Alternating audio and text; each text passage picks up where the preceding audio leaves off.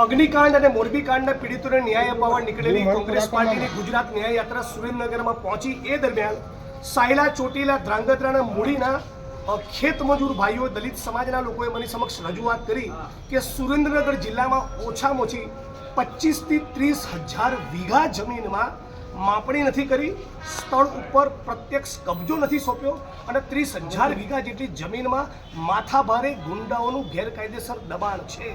ગુજરાતના કોઈપણ એક જિલ્લામાં કે દેશના કોઈપણ એક જિલ્લામાં 25 થી 30,000 વીઘા જેટલી વ્યાપક માત્રાની જમીનમાં માથાભારે ગુંડાઓનું દબાણ હોવું એ રાજ્યમાં કાયદો અને વ્યવસ્થાના કેવા ધજિયા ઉડે છે અને ભારતના સંવિધાનનું કેવું અપમાન થઈ રહ્યું છે એ દર્શાવે છે।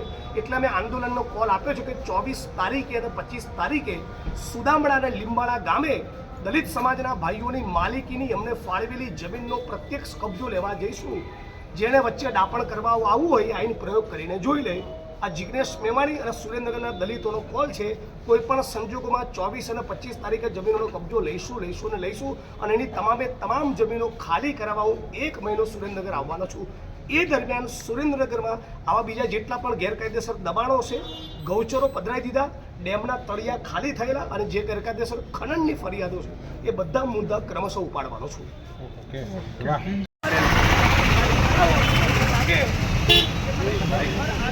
કામ કરવા માંગુ મેં કહ્યું કે 24 તારીખે સવારે 10 વાગે સાયલા તાલુકાના લીંબાળા ગામે જમીનનો કબજો લેવા જઈશું અને 25 તારીખે સુદામડામાં કબજો લેવા માટે જઈશું અને આપણે બધા લોકોએ મોટી તાકાતમાં મોટી સંખ્યામાં આવવાનું છે। એ વખતે ધ્રાંગધ્રાવાળો, લીંબડીવાળો, મૂડીવાળો ફરજદાર નહીં આવ્યો તો સાયલાવાળા તમારી જમીનમાં કબજા લેવા માટે નહીં આવે।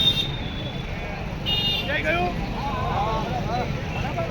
હું આપની મદદ કરું તો જ હું એવી અપેક્ષા રાખું કે મારામાં બીજા કોઈની જમીન માટે લડવાની તૈયારી ના હોય તો તમારામાં પણ કોઈ